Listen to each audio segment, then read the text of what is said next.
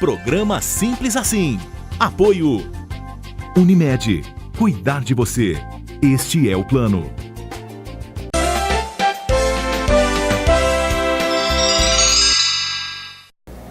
A aprovação da reforma trabalhista, que vai passar a valer a partir de novembro, mexeu muito com a vida dos trabalhadores e também está trazendo muitas dúvidas. Alguns espectadores do Simples Assim enviaram essas dúvidas para a gente e nós as trouxemos para o Dr. Braulio Monte Júnior, que é advogado, especialista em Direito do Trabalho, é professor dessa disciplina no IMES Catanduva e está agora com a gente para nos atender. Mais uma vez, obrigada, Dr. Braulio, pela gentileza de nos receber. Muito obrigado. Dr. Braulio, a gente tem aqui várias perguntas e a gente está tentando resumir mais ou menos, mas uma delas chamou bastante a atenção. Certo. No que diz respeito ao transporte do trabalhador para a empresa. Certo. Se a empresa disponibiliza o transporte para ele ir ao trabalho, esse tempo de deslocamento conta como jornada? Não, o tempo de deslocamento que é despendido entre a saída da casa do trabalhador até a residência, por qualquer meio de transporte, inclusive pelo fornecido pelo empregador, não é considerado tempo à disposição do empregador previsto no artigo 4º da Consolidação das Leis do Trabalho. Então nós temos dois artigos que respondem, o artigo 4º e o artigo 58 da Consolidação das Leis do Trabalho. Existe uma exceção a essa regra, que a nossa região, Gislaine, ela é bem nutrida dessa exceção. Essa exceção ocorre quando há um lugar de difícil acesso para o empregado chegar ao serviço, como por exemplo numa fazenda, num lugar mais assim, distante, ou algum lugar de difícil acesso mesmo. Tá? Nesse lugar, aí sim, ainda que parte do trajeto, considera-se tempo à disposição do empregador naquela parte de lugar de difícil acesso, quando o empregador fornecer o transporte. Nos demais não tem, então são duas regras. A primeira, o tempo despendido, quando é de normal, por exemplo, ele mora numa cidade fora, de uma cidade para outra. De uma cidade para outra, ou ele mora distante mesmo da empresa, esse tempo despendido não conta. E se a empresa, porque qualquer meio de transporte, geralmente a gente vê que são ônibus. Certo. Mas há alguns casos em que a empresa dá o veículo para o trabalhador se locomover e fazer as vezes aí que ele precisa para o trabalho. Entendi. Esse veículo é parte das ferramentas de trabalho do funcionário ou ela é uma remuneração extra ao trabalhador? Aí vai depender do caso. Se o carro que foi fornecido pelo empregador, se esse carro foi fornecido pelo empregador e ele for um instrumento de trabalho, ele não vai virar salário. Agora, se ele não for instrumento de trabalho, aí ele virará salário. O direito do trabalho ele tem um princípio muito bacana que ele responde assim. Tem o princípio objetivo, o subjetivo, tem várias coisas. Tem um que é o teleológico, ele fala assim, esse instrumento é para o trabalho ou pelo trabalho? Toda vez que for para o trabalho, por exemplo, uma enxada para um sujeito que capina, é para o trabalho. Agora, eu posso fornecer um veículo que não é para o trabalho, é pelo trabalho. Eu vou dar porque bonificação para ele, para ajudar, porque ele é um bom empregado e tal. Esse daí vira.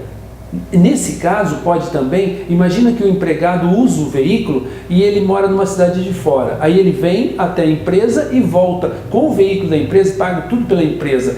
Esse tempo despendido também não vai contar como tempo à disposição. Como jornada de trabalho, como não a gente havia perguntado anteriormente. Artigo 58 também. Eu perguntei do carro, mas eu sei que há casos em que a empresa oferece a moradia para o trabalhador. É o mesmo caso do carro? É o mesmo carro e é a mesma teoria que eu usei para o carro. Se a moradia e o veículo, ou até às vezes o telefone, Gislaine, eles usam o telefone celular ou coisa e tal, para o empregado, se ela for para o trabalho como um instrumento para melhorar a condição de trabalho do empregado, como numa fazenda, por exemplo, o empregado mora numa colônia e tal, não vai virar salário. Agora, ele pode virar salário numa outra dimensão se aquilo lá foi um fornecimento para ajudar o empregado, olha, eu vou dar uma casa para ele morar. Como reconhecimento. Como reconhecimento. Ok. E ainda com relação a essa reforma trabalhista, doutor Braulio, tem aquela questão de que agora, a partir de novembro, poderemos ter contratos em que o trabalhador vai fazer o seu trabalho da própria casa. Certo. É o chamado home office. Home office. E aí, neste caso, o que o trabalhador utilizar de material, as despesas que ele tiver com o seu home office, vão ser pagas por ele ou pela empresa? A reforma trabalhista, Gislaine, ela não mexeu no contrato de trabalho em si. O contrato de trabalho, ele é formado por uma situação dentro dele que é o vínculo de emprego. O vínculo de emprego tem requisitos próprios, mas o contrato que amolda o vínculo, ele tem requisitos próprios também. Um deles é o princípio da alteridade, ou como alguns autores chamam de requisito da alteridade. O requisito da alteridade, ele significa assim, o empregador assume todos os riscos da atividade, inclusive as despesas. Portanto, a resposta para a sua pergunta é bem clara. É da empresa. A despesa é toda da empresa, inclusive a empresa tem que pagar a eletricidade. Que parte, utilizar, né? Claro, parte disso. parte, né? Digamos que ele sofra um acidente, escorrega e cai, vai ao banheiro, cai, vai tomar um café, cai. Boa Na pergunta. empresa seria acidente de trabalho. E no home office?